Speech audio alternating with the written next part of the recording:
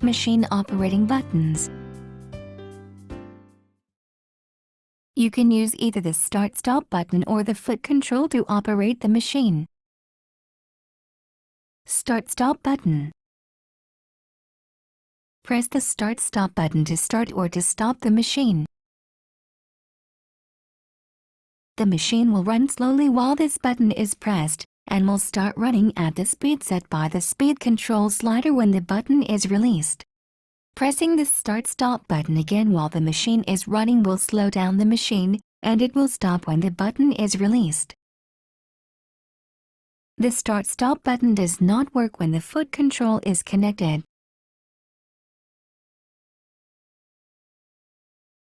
Speed control. The machine is equipped with 2 ways of speed control for sewing. When the foot control is not connected, sewing speed is determined by the speed control slider. To decrease the speed, shift the slider to the left.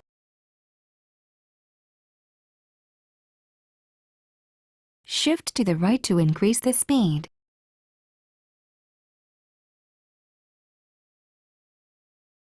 If you wish to use the foot control, turn the power switch off. Insert the pin connector into the jack on the machine.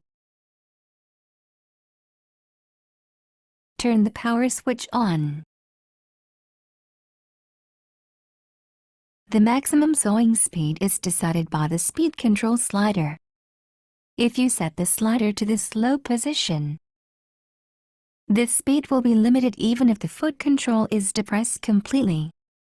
This is useful for sewing fine fabrics, etc. Set the speed control slider at the fastest position and adjust the amount of foot control depression for normal sewing.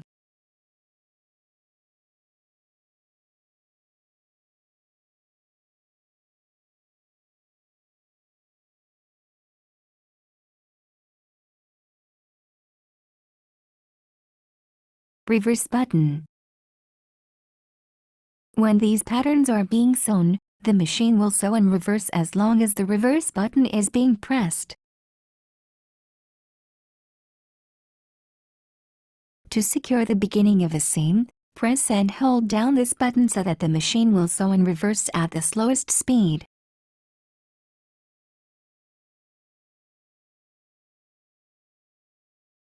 When other patterns are selected, pressing the reverse button causes the machine to lock the stitch in place and stop automatically.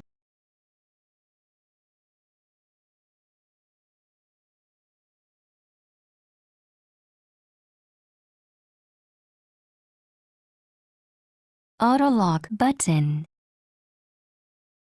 When these patterns have been selected, the machine immediately locks the stitch and will stop automatically by pressing the auto lock button.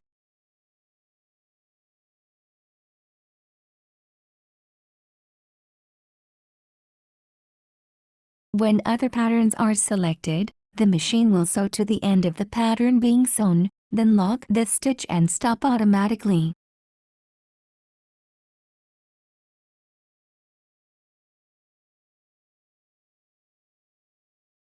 If you press the auto lock button before sewing, the machine will sew one stitch and stop automatically.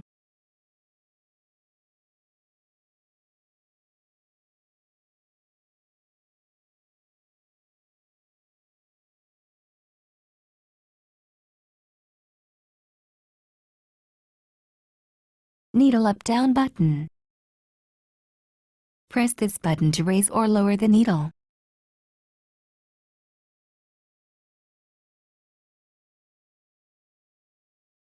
Thread cutter button.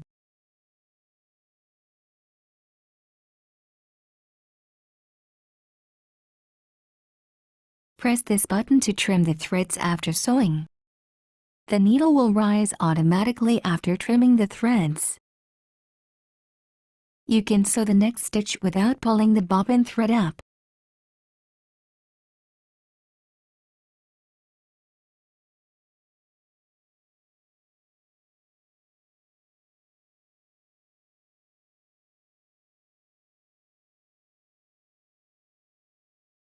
If you use thick threads or the twin needle, use the thread cutter on the faceplate.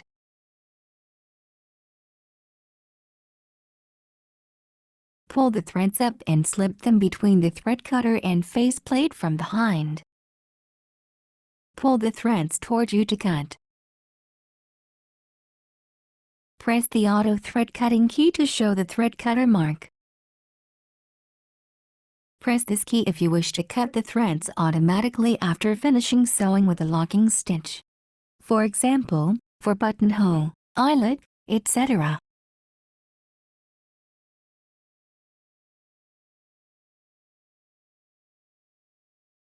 Press the auto lock button or reverse button to cut the threads automatically after locking stitches when other stitch is selected.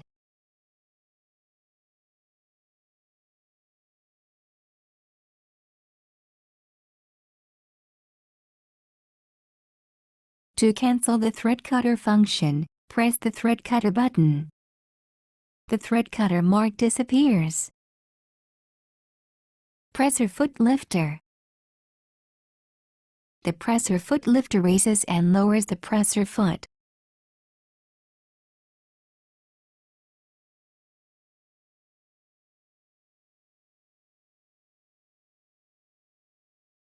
You can raise the presser foot higher than the normal up position. This helps you to place thick fabrics under the foot.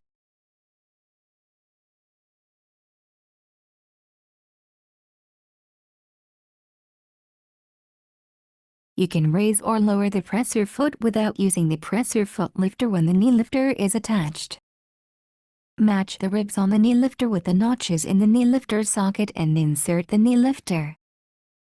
The knee lifter is helpful for handling large fabrics such as quilts by controlling the presser foot with your knee. Thread tension. For general sewing, set the thread tension dial at auto, which covers a wide range of sewing conditions. However, you may need to adjust the tension manually depending on sewing conditions such as the type of fabric and number of layers. The ideal straight stitch has threads locked between 2 layers of fabric. For an ideal zigzag stitch, the needle thread shows slightly on the wrong side of the fabric. If the needle thread is too tight, the bobbin thread appears on the right side of the fabric. Turn the dial to a lower number to loosen the needle thread tension. If the needle thread is too loose, the needle thread loops on the underside of the fabric. Turn the dial to a higher number to tighten the needle thread tension. Adjusting foot pressure. Foot pressure can be adjusted by turning the presser foot pressure dial. The smaller the number, the weaker the pressure.